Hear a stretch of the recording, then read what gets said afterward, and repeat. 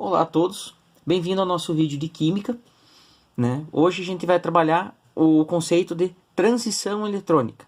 Então eu já vou explicar para vocês o que é isso, vou passar a parte introdutória, que é uma partezinha teórica, e depois eu vou falar para vocês onde isso pode ser aplicado, tá?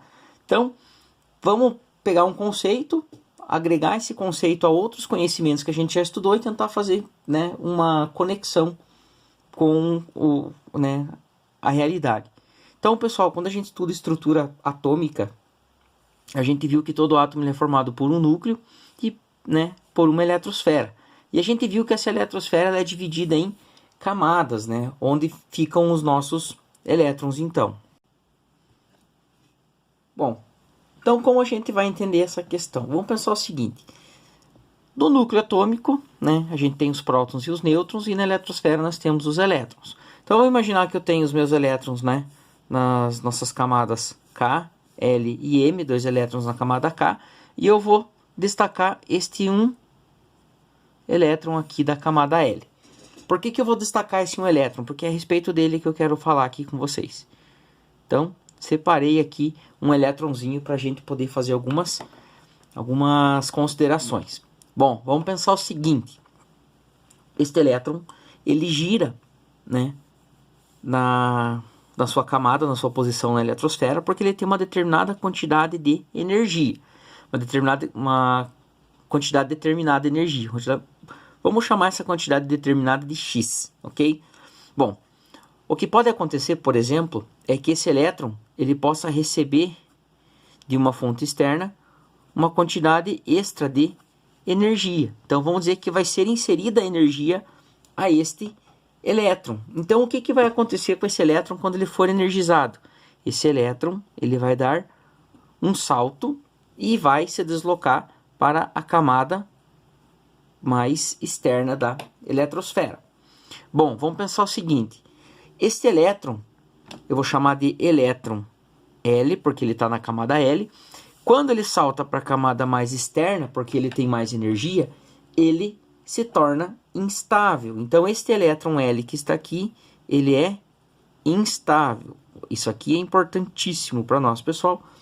Como ele está instável, essa energia em excesso, dentro do elétron, ela vai ser liberada.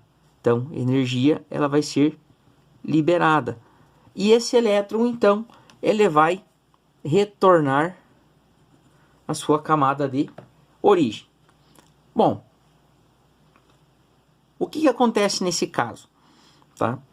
Ele é, então, energizado ou excitado, como a gente chama, pula para uma camada mais externa, onde não é o lugar dele, ele fica instável, libera essa energia que ele ganhou antes, durante o momento de excitação, e com isso ele volta para sua posição original.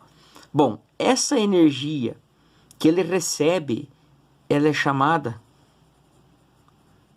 de quantum, tá? Essa energia que ele recebe é chamada de quantum. E a energia que ele libera é chamada de fóton. Então veja, a energia liberada que a gente vai medir nesse caso, ela é liberada na forma de luz. Essa luz, pessoal, ela pode ser percebida a olho, a olho humano. A gente consegue então observar essa luz sendo emitida muitas vezes. Esse termo quantum aqui lembra alguma coisa para vocês? Lembra? Quântico, Quântico é qualquer fenômeno que ocorra a nível subatômico e que esteja relacionado com o comportamento das estruturas atômicas, ok? Então, essa energia é liberada na forma de luz. Bom, se vocês forem conversar com o professor de física de vocês, vocês vão ver que a luz ela pode ser formada por pequenas partículas, que são os fótons, ou ela pode se comportar como uma onda eletromagnética. Então, vamos pensar o seguinte, essa energia liberada, ela vai ser uma energia liberada na forma de onda, ok? Se ela é uma energia liberada na forma de onda, eu consigo, então, medir o comprimento dessa onda. Então, comprimento de onda. Olha só que legal, pessoal. Então, comprimentos de onda, eles representam o quanto que o quanto de luz está sendo emitido e o espectro que pode ser observável. Então esses comprimentos de onda, pessoal, eles vão determinar a cor que a nossa luz liberada ela vai ter. Então a gente pode ter ali, né, desde o vermelho, né, que tem comprimentos de onda que vão de 625 a 740 nanômetros, até, né, o violeta, que tem comprimentos de onda de 380 a 440 nanômetros. Se o comprimento de onda está abaixo do vermelho, a gente tem o que a gente chama de infravermelho. E se ela está acima do violeta, né, ela é chamada de ultravioleta, então. Bom, só para a gente ter essa ideia aqui. Como comprimentos de onda diferentes, eles emitem luz visível em cores diferentes, então a gente pode entender o seguinte: elementos químicos diferentes emitem comprimentos de onda diferentes. Então isso aqui é importante para nós, porque com isso aqui eu consigo fazer a determinação dos elementos que eu tenho contidos em uma determinada amostra.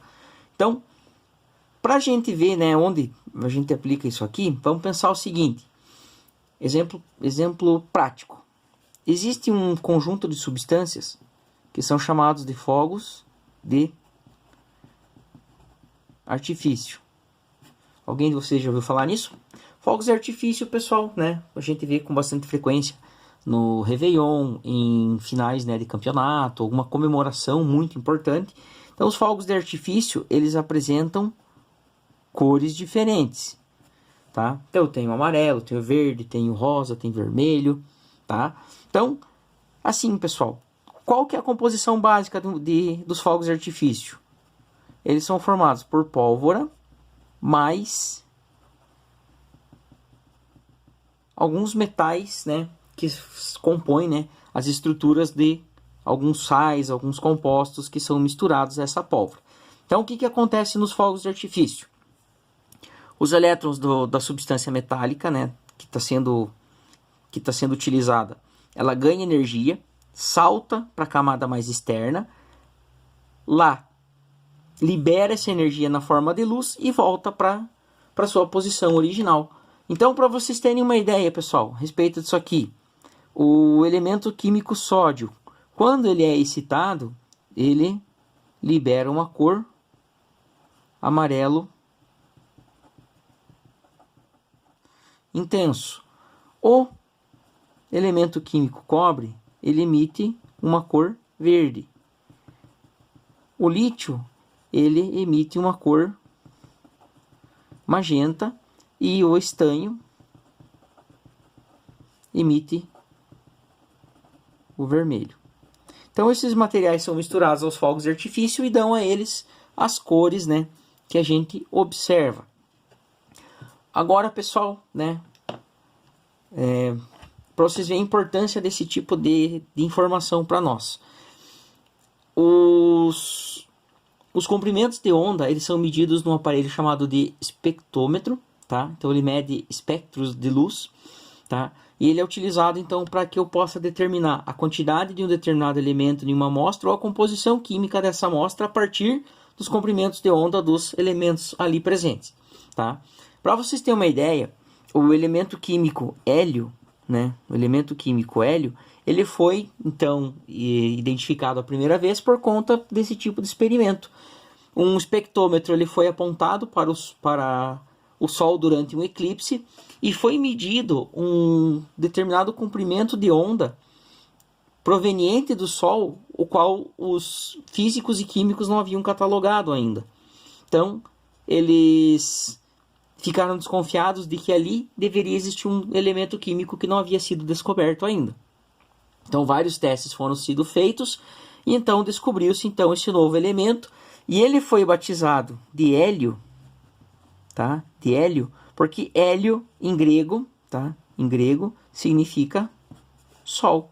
Então, homenagem, né, ao deus Hélios, que é o o Sol na mitologia grega, tá?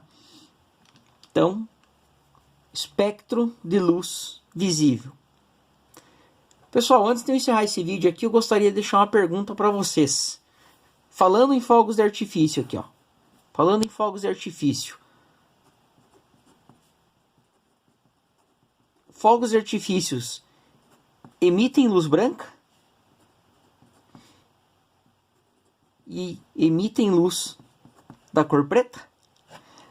Deixo essa questãozinha para vocês. Gostaria que vocês, né, quem puder aí, tiver uma dúvida, responda nos comentários para a gente dar uma dinamizada aí no nosso canal. Pessoal, agradeço a todos, né, por prestigiarem mais esse vídeo. Quero deixar aqui, pessoal, uma recomendação. Se vocês precisarem, né, de auxílio, tiverem com dúvidas em matemática, precisarem de explicação para alguns tópicos, vocês podem estar, então, acessando o canal do professor Marlon. Eu vou deixar ali o linkzinho para vocês, né, estarem acessando esse canal. Acredito que nós, professores, né, se a gente se unir, a gente consegue mudar o mundo, sim, né? E a partir do estudo, a gente sempre vai ser diferente do que a gente era antes de adquirir conhecimento.